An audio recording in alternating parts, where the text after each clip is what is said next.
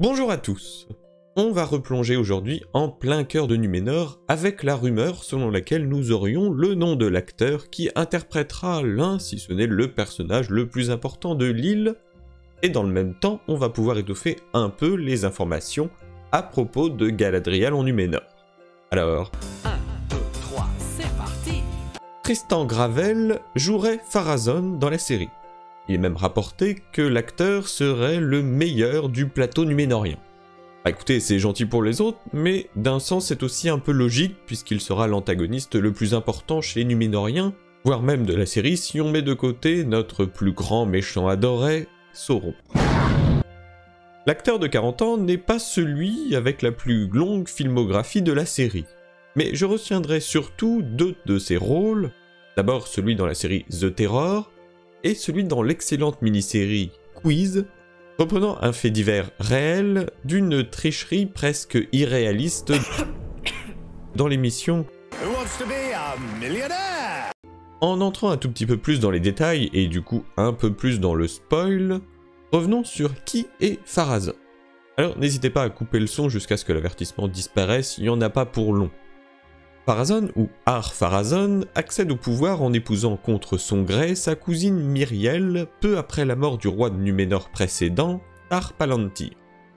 Plus tard, manipulé par Sauron, il ordonna l'attaque des Valar, conduisant à la submersion de l'île de Numénor et la mort d'une grande majorité des Numénoriens. Dans la série, le personnage de Pharazôn est décrit comme impérieux, arrogant, pas particulièrement sympathique, mais très intelligent, et agissant comme un politicien aguerri. Physiquement, il aurait une barbe grisonnante, des cheveux mi-longs et serait vêtu le plus souvent de bleu et d'or, qui seraient d'ailleurs les couleurs de Numénor. Donc après la thématique très gris-noir du Gondor, on serait ici sur une dominance d'or et de bleu. Le bleu, j'ai envie de dire que c'est presque une évidence pour le côté marin. Et l'or, eh bien déjà, cela renvoie directement à la richesse de cette nation, et cela permet d'éviter la thématique bleu et blanc, qui pour moi représente avant tout Dol Amroth. L'acteur avait posté une photo de lui il y a quelque temps avec une majestueuse barbe qui ferait presque pâlir d'envie Saruman. C'est un acteur qui peut facilement passer de la raison à la folie avec subtilité. Alors en plus, avec un tel look, je suis assez impatient de le voir en action pour incarner ce personnage que l'on adorera probablement détester.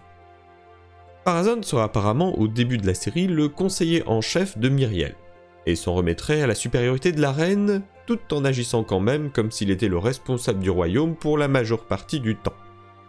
À un moment de la première saison, une foule hostile envers les elfes provoquerait des émeutes dans la ville. Là ça pue la révolte, il y a du saccage dans l'air! Et Pharazôn calmerait les tensions par un discours qui est décrit comme motivant et inspirant.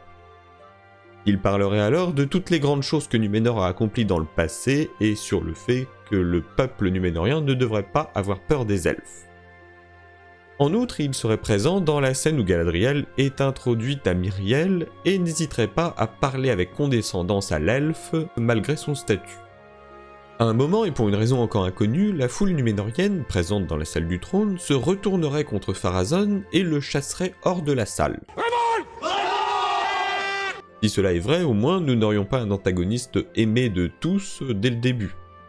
Reste à savoir aussi quelle est la nature de la foule. Si ce sont des nobles, des hommes du roi, des fidèles, des pécores... Mais c'est traité de pécores, si. Les rumeurs font aussi état que lors d'une autre scène de conseil animé dans la salle du trône, sur la question quoi faire à propos des elfes, Pharazôn mentionne de nombreux anciens rois numénoriens et cite notamment Ar-Adunakor, le roi qui interdit de parler le Quenya, la langue des elfes, à Numénor. Peut-être est-ce ce discours qui conduit à ce que la foule le jette dehors, ou alors est-ce une partie du discours qui calme la foule. Enfin, une scène aurait lieu dans la salle du trône numénorien, qui aurait été convertie pour l'occasion en salle à manger, avec une grande table ronde en pierre, poisonnant de nourriture et entourée de bancs en pierre. De nombreux servants circuleraient un peu partout afin de servir les nobles, bavardant entre eux assis autour de la table.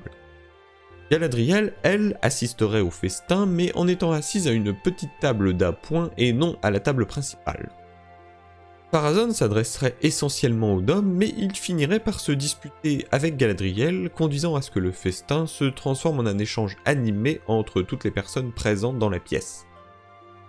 Si Tristan Gravel interprète effectivement Pharazôn, le poids sur ses épaules est extrêmement important.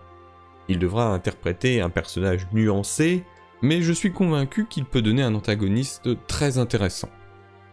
Pour conclure, Amazon avait envoyé une mystérieuse boîte à l'excellent site The One Ring pour fêter l'anniversaire des 20 ans de la sortie de la Communauté de l'Anneau au cinéma. J'étais là, Gandalf. J'étais là il y a 3000 ans. Oui, ça fout un petit coup de vieux, hein. Je suis vieux, Gandalf. Boîte qui contenait la trilogie du Seigneur des Anneaux en livre. J'imagine que personne chez The One Ring n'avait jamais eu le livre. Accompagné d'un marque-page où il était simplement inscrit la date de la sortie du premier épisode. Le tout accompagné d'une note les invitant à se joindre à l'aventure et leur souhaitant de bonnes fêtes et une bonne année 2022. Rien d'exceptionnel, même si la boîte est extrêmement classe, hormis le fait que la note mentionne de nouveau le second âge et surtout Arda, le nom du monde créé par Tolkien. Alors peut-être un indice sur le fait que le nom de la série contiendra le terme de Arda. Je suppose qu'on finira bien par le savoir un jour ou l'autre, en tout cas en 2022. En tout cas, il ne me reste plus qu'à vous souhaiter la même chose qu'a souhaité Amazon. De bonnes fêtes de fin d'année et une bonne année 2022. Merci à vous et à la prochaine.